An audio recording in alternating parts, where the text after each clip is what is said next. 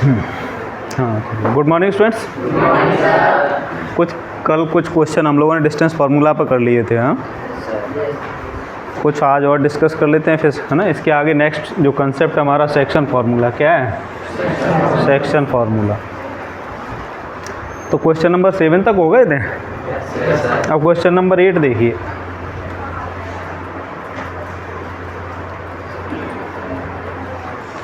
क्या कहा, find the value of by, है ना, for which the distance between the point P and Q is 10 unit, है ना।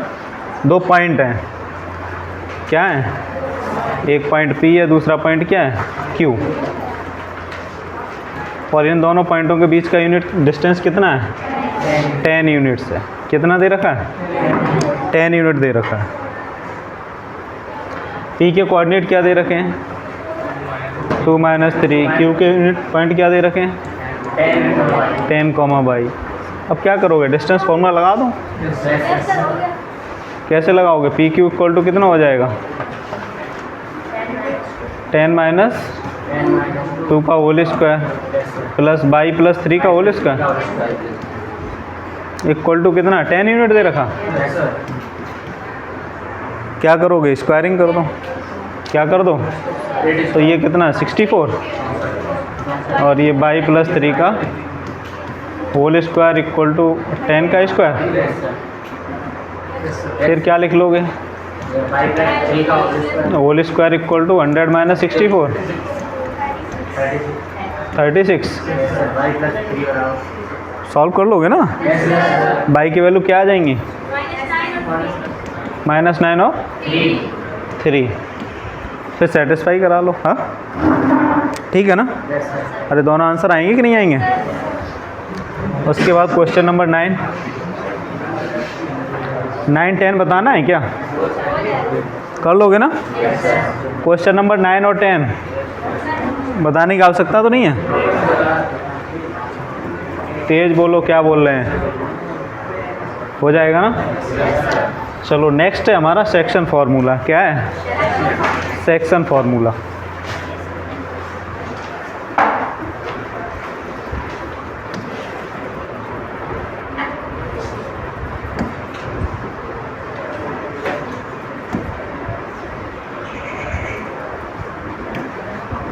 सेक्शन फार्मूला देख लो।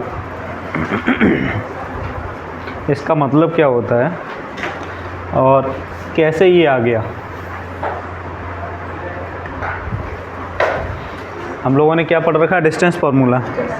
उसके बाद नेक्स्ट टॉपिक हमारा क्या, सेक्शन फार्मूला।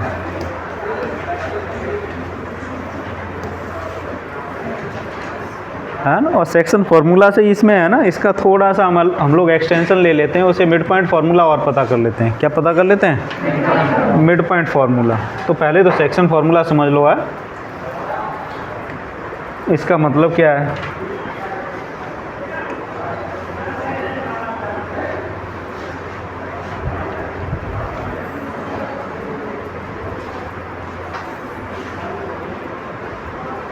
ये हमारा क्वाड्रेंट सिस्टम है, ठीक है ना। एक हॉरिजॉन्टल एक्सिस है, उसको क्या कंसीडर कर लेंगे,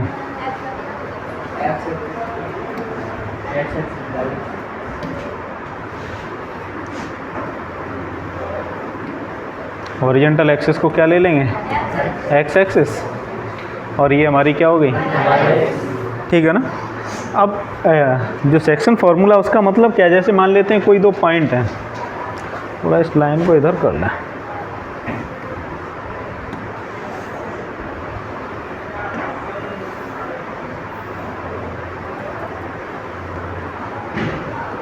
यहाँ पर प्लॉट कर लो ये बाई एक्सिस को।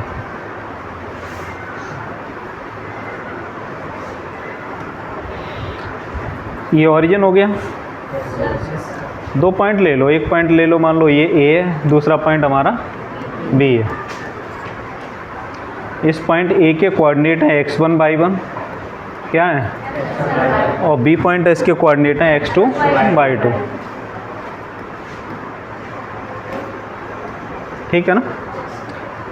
और इन दोनों पॉइंटों को जोड़ देंगे तो एक लाइन बन जाएगी,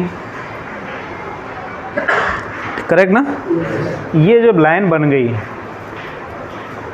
अब एक चीज़ देखो, इसमें अगर हम एक पॉइंट ले लें, मान लेते हैं ये पॉइंट है और इस पॉइंट के नाम कुछ भी दे देते हैं, एम दे देते हैं, क्या दे देते हैं, तो ये जो लाइन सेगमेंट है ए बी जो लाइन सेगमेंट है, इसको एम पॉइंट कुछ रेशियो में डिवाइड कर रहा होगा, किसी रेशियो में डिवाइड कर रहा होगा, अरे कर रहा होगा ना। वो रेशियो हम कंसीडर कर लेते हैं एम और एन। क्या ले लेते हैं, एम एन रेशियो में डिवाइड कर रहा है, किस में डिवाइड कर रहा है, एम रेशियो एन में। ये जो डिवीज़न होता है इंटरनल डिवीज़न होता है, क्या कहलाता है, इंटरनल डिवीज़न। ये दो तरीके का होता है, एक इंटरनल डिवीज़न होता है, दूसरा एक्सटर्नल डिवीज़न। तो एक्सटर्नल तुम्हारे सिलेबस में नहीं है, तुम्हें क्या पढ़ना है, इंटरनल डिवीज़न। अब जब ये एम पॉइंट है तो एम पॉइंट इस लाइन को एम रेशियो एन में डिवाइड कर रहा है, किस में डिवाइड कर रहा है, क्लियर है ना।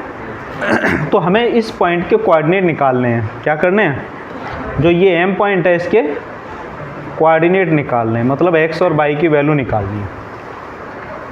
मेरी बात समझ में आया कि नहीं आया।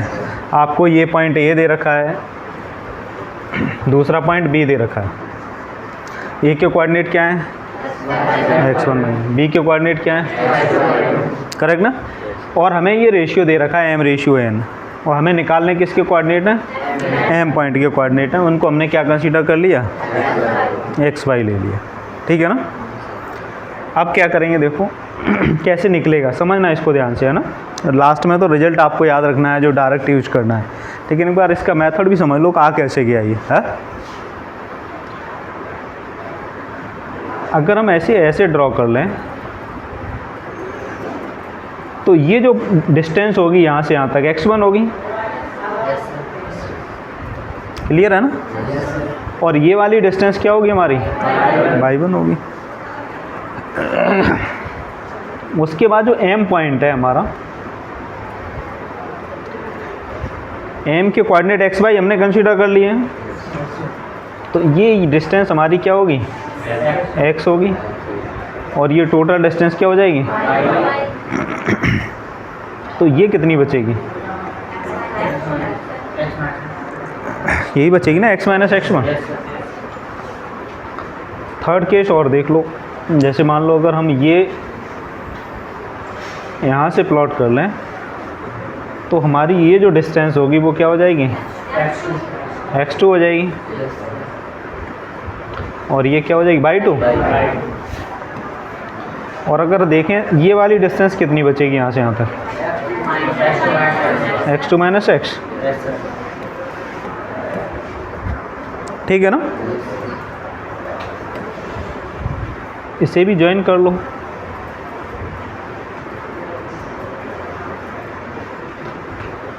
इनको कुछ नाम दे दो, ये C दे दो और इसको D नाम दे दो,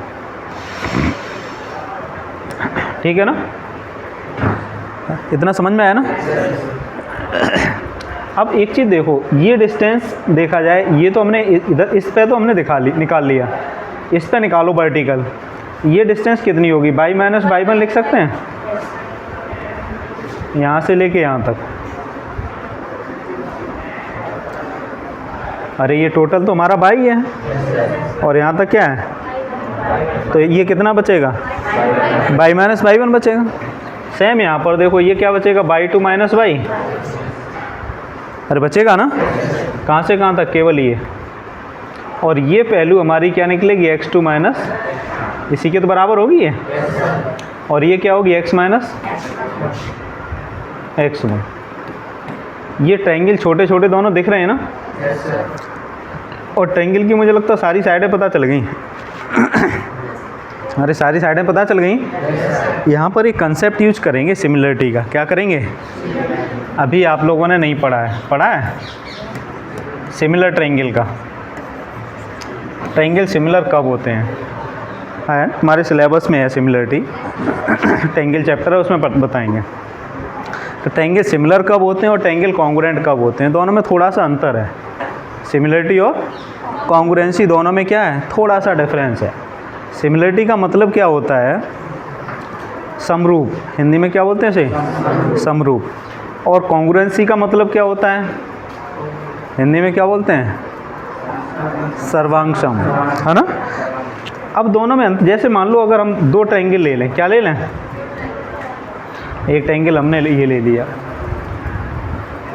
ठीक है, दूसरा ट्रायंगल, ये दो ट्रायंगल हैं,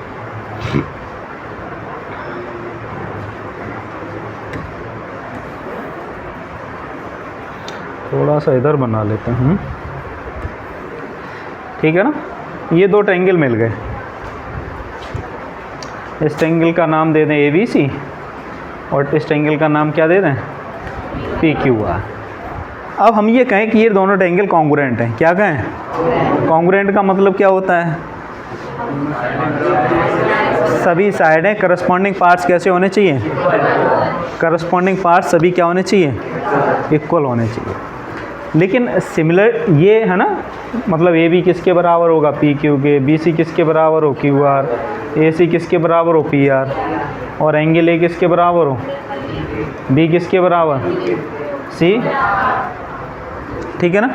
लेकिन सिमिलरिटी में क्या होता है, ये एग्जैक्ट लाइनों का है ना, एंगल तो इक्वल होते हैं, एंगल क्या होते हैं, इक्वल होते हैं, और इनकी साइडों का रेशियो प्रोपोर्शनल होता है, क्या होता है, साइडों का रेशियो प्रोपोर्शनल होता है, और एंगल कैसे होते हैं, इक्वल होते हैं, उन्हें क्या बोलते हैं, सिमिलर, क्या बोलते हैं, सिमिलर, है ना, क्या बोलते हैं।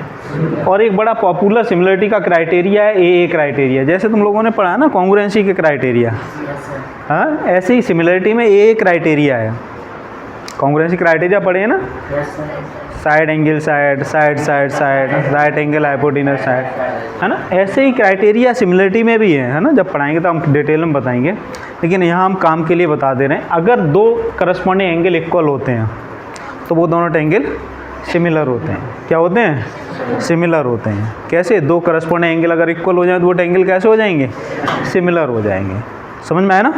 तो ये दोनों एंगल को सिमिलर दिखाना है, क्या दिखाना है, सिमिलर, और सिमिलर दिखा देंगे तो हमारा रिजल्ट प्रूफ हो जाएगा, क्या हो जाएगा, जो हमें प्रूफ करना है। ट्रायंगल हमारे क्या क्या हैं, हमारे पास ट्रायंगल ACM और ट्रायंगल BMD या BDM, ये दो ट्रायंगल है, ठीक है ना। अब देखो ये एंगल हमारा क्या होगा और ये क्या होगा, अरे 90 होगा ना, और ये एंगल कैसे होंगे, इक्वल नहीं होंगे या इक्वल होंगे, हाँ, कितने होंगे,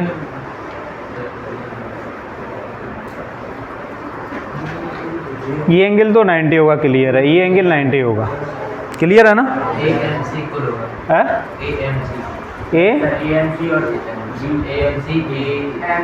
ये वाला और ये वाला, ये इक्वल होगा, क्यों होगा बताओ भाई, ये दोनों इक्वल एंगल होंगे, क्यों होंगे, करेक्ट है ना। कैसे एंगल हैं, करस्पॉन्डिंग एंगल, और करस्पॉन्डिंग एंगल क्या होते हैं, इक्वल होते हैं, तो ये एंगल इक्वल हो जाएगा। जब ये इक्वल हो जाएगा तो ये इसके बारे में भी कुछ कह सकते हैं क्या,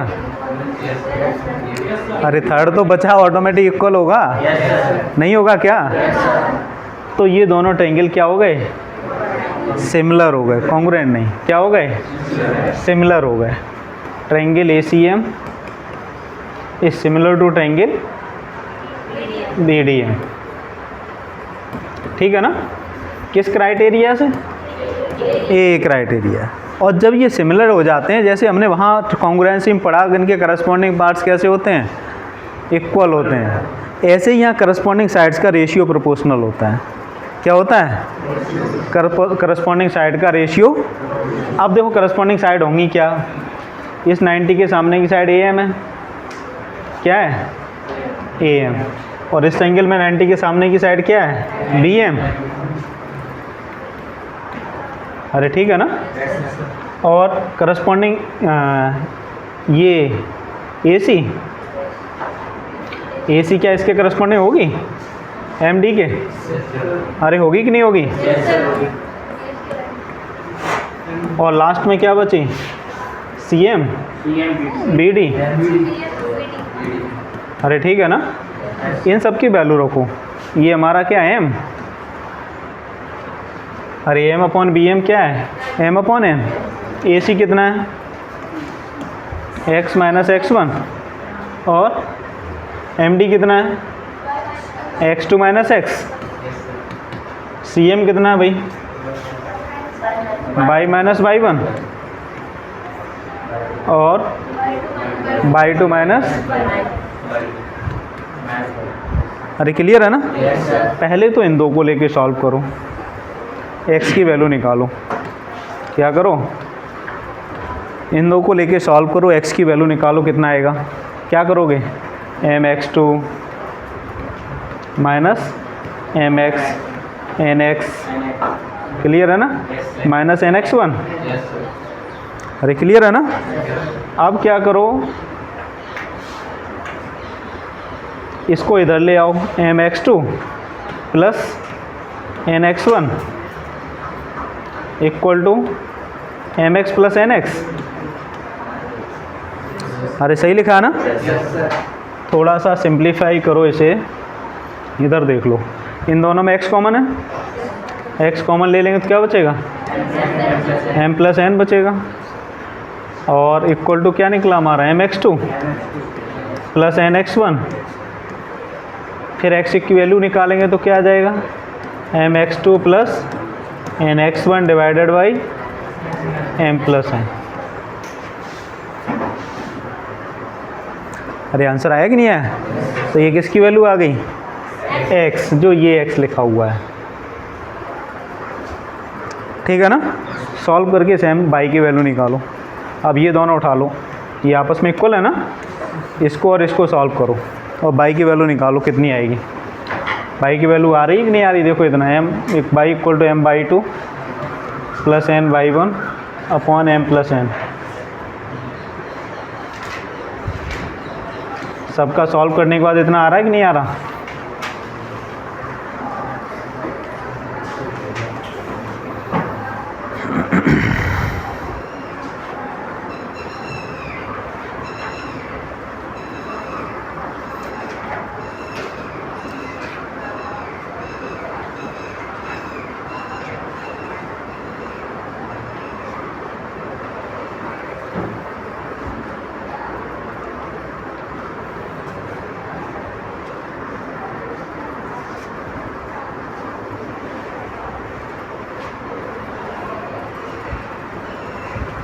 ये हम आपको सही से समझाएंगे, है ना।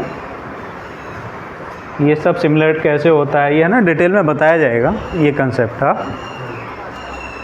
पूरा टॉपिक है आपके में, ट्रायंगल टॉपिक इसी का है। हाँ, आ गया आंसर। भाई की वैल्यू मिल गई ना। अरे मिल गई कि नहीं, सबने नोट कर लिया। ये तो है ना, एक करने का तरीका तो है ना, प्रैक्टिकली हम कैसे करेंगे समझना इसको।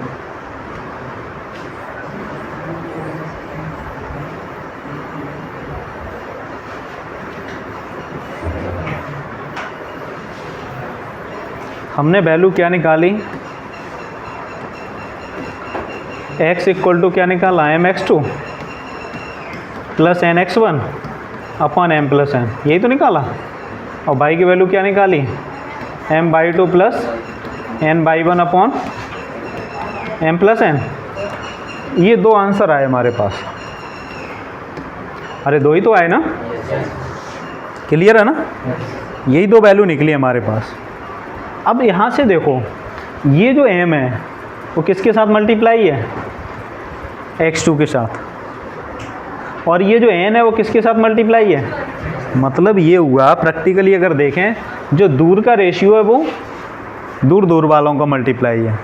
m का इसके साथ मल्टीप्लाई नहीं होगा, m का किसके साथ मल्टीप्लाई होगा, दूर वाले कोऑर्डिनेट के साथ।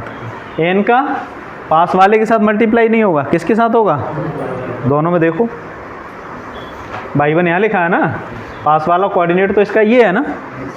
अरे ये है कि नहीं है। तो क्या ध्यान रखना है, जो पास का रेशियो होगा वो पास वाले से मल्टीप्लाई नहीं होगा, किसके साथ होगा, दूर वाले के साथ मल्टीप्लाई होगा। किसके साथ मल्टीप्लाई होगा, दूर वाले के साथ। अरे क्लियर हुआ ना? अभी क्वेश्चन करेंगे तो और ज़्यादा क्लियर हो जाएगा। देखो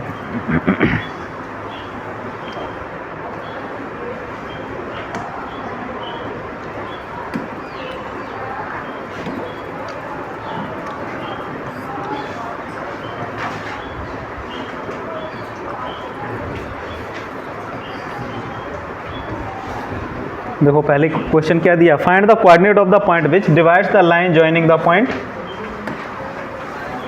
है ये दो पॉइंट है, एक पॉइंट ये रहा, दूसरा पॉइंट ये रहा।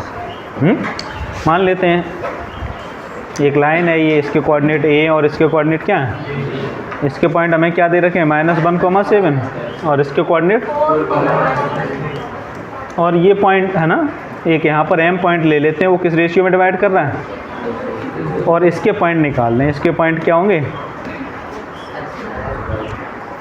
यही है ना क्वेश्चन। अब हमने क्या कहा था, इसका किसके साथ मल्टीप्लाई, हाँ तो x इक्वल टू क्या हो जाएगा 2 × 4।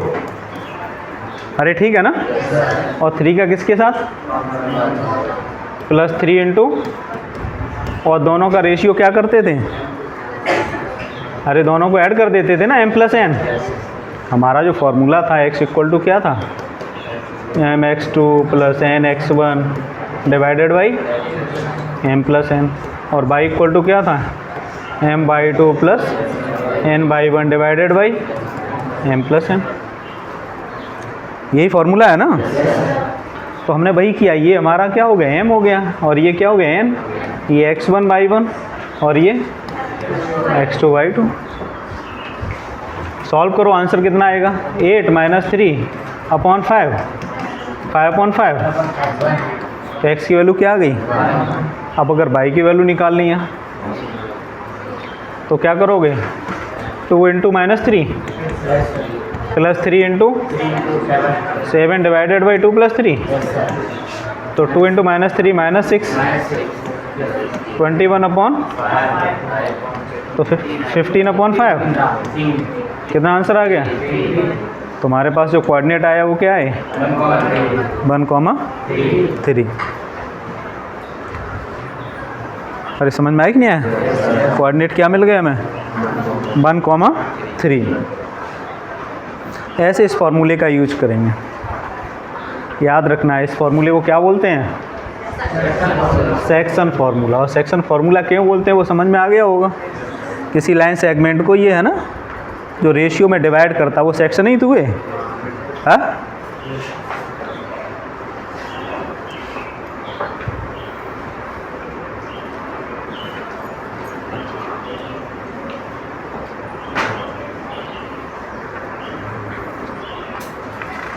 नोट कर लिया। अब देखो ये सेक्शन फार्मूला है ना यूज बताया आपको, क्वेश्चन अभी करेंगे। इससे पहले एक चीज़ और देख लो, कभी कहता है ना नाम तो उसका मिड पॉइंट फार्मूला बोल देते हैं। क्या बोल देते हैं मिड पॉइंट फार्मूला। क्या बोलते हैं मिड पॉइंट है।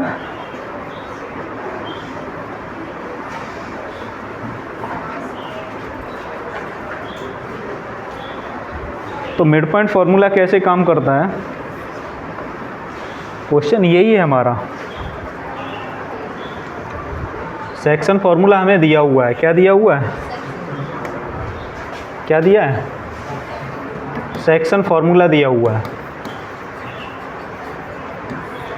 है? और इस कोऑर्डिनेट है ना, इसके कोऑर्डिनेट क्या थे हमारे पास mx2 + nx1 divided by m + n, और y इक्वल टू क्या था mx2 + m/2 है। अच्छा m/2 n/1 divided by,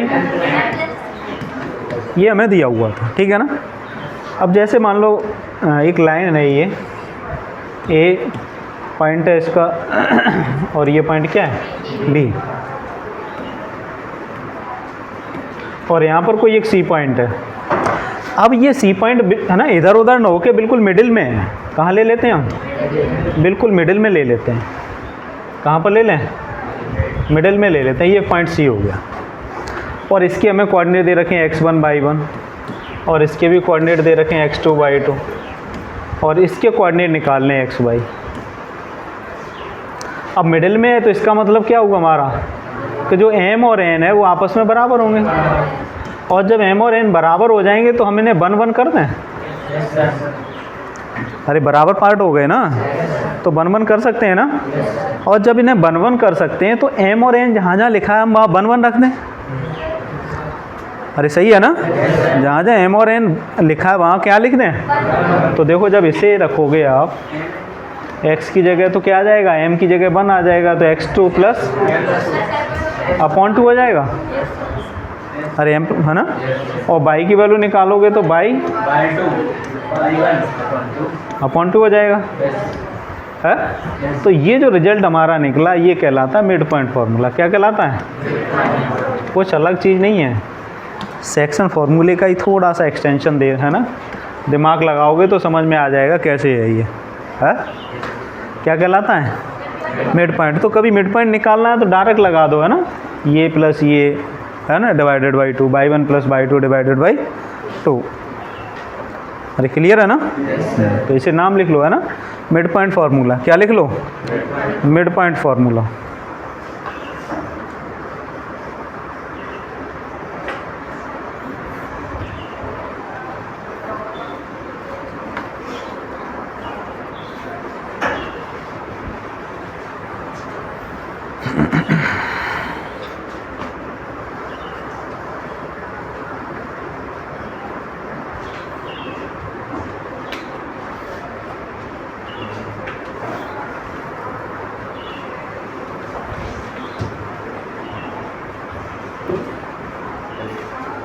note कर लिया, कर लिया ना।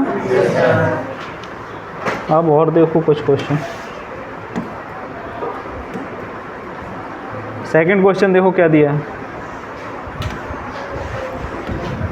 Find the coordinate of the point trisection of the line segment joining this point है ना। ये दो पॉइंट है, क्या है, मान लो ये ए है, दूसरा क्या है हमारा बी। इस पॉइंट के कोऑर्डिनेट क्या है 4, -1। इस पॉइंट के कोऑर्डिनेट -2 -3। और ये ट्राइसेक्शन का मतलब इसको 3 पार्ट में डिवाइड करेगा, 1 2 हो गए 3। इसका नाम दे दो सी, इसका नाम दे दो डी। तुम्हें सी के भी कोऑर्डिनेट निकालने हैं और डी के भी निकालने हैं।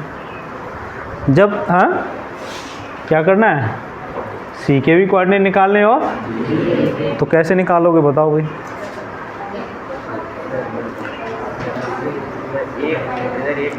हाँ करेक्ट है ना। जब सी के पॉइंट निकालोगे तो तुम्हारा क्या हो जाएगा, ये हमारा 1 हो गया। अच्छा भाई ठीक है, ये क्या हो गया, और है ना यहाँ से यहाँ तक तो 1:2 हो जाएगा। अरे हो जाएगा ना। चलो बताओ जल्दी निकाल के सी के कोऑर्डिनेट क्या आएंगे। 1:2 लेना है, क्या आ जाएंगे 1 का 2 के साथ मल्टीप्लाई -2, 2 का 4 के साथ 8 डिवाइडेड बाई 2 + 1 6/3। अरे सही कर रहे हैं ना। ऐसे ही फिर क्या आ जाएगा -3 -2 डिवाइडेड बाई 3 तो -5/3। अरे यही आएंगे ना। ये तो किसके निकले, सी के निकले। और जब डी के निकालोगे तो यहाँ से यहाँ तक क्या ले लोगे 2:1। ऐसे ही तो हो जाएगा। फिर डी के कोऑर्डिनेट निकालो, निकालो जल्दी।